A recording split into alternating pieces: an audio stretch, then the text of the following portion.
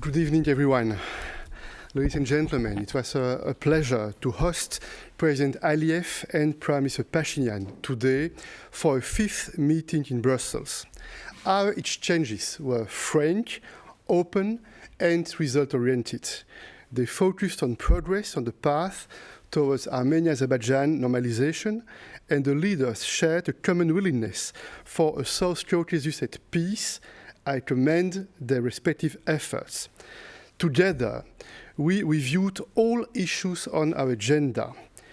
Following the recent positive talks held in the United States on the peace treaty, the momentum should be maintained to take decisive steps towards the signing of a comprehensive peace agreement between Armenia and Azerbaijan. On border issues, we reviewed progress and the next steps regarding the delimitation of the border. And in this context, the leaders agreed on the resumption of the bilateral meetings on border issues.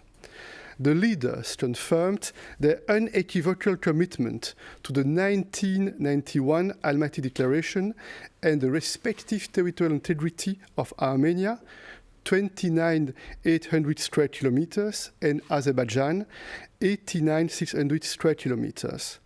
The ultimate delimitation of the border will be agreed through negotiations.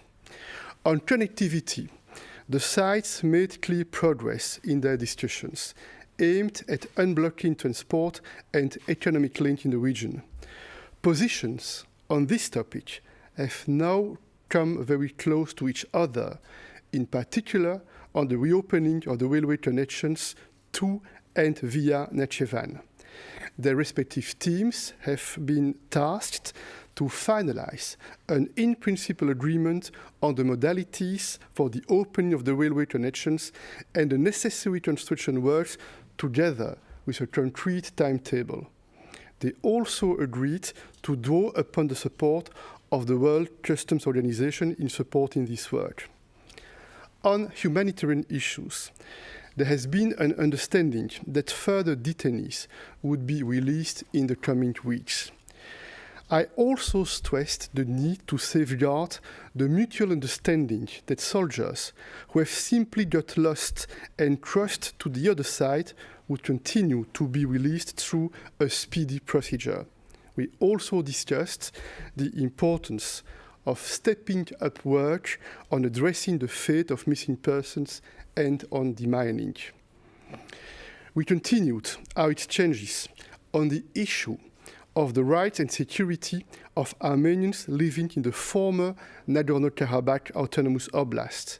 I encouraged Azerbaijan to engage in developing a positive agenda with the aim of guaranteeing the rights and security of this population in close cooperation with the international community. I also raised the need for transparent and constructive dialogue between Baku and this population. I believe that it is important to refrain from hostile rhetoric.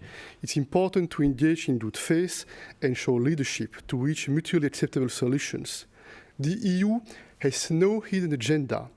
Our sole aim is to help Armenia and Azerbaijan reach a comprehensive and fair peace, and we are ready to contribute to their joint efforts. And that's why we have agreed to hold the Brussels meetings as often as necessary. Leaders will meet again in Brussels in July, and as was already announced publicly, we'll also meet again in the very near future, together with President Macron of France and Chancellor Scholz of Germany, on the margins of the second European Political Community Summit in Chisinau, and I also intend to invite the leaders for another such meeting in the margins of the third EPC Summit in Grenada in October. I thank you.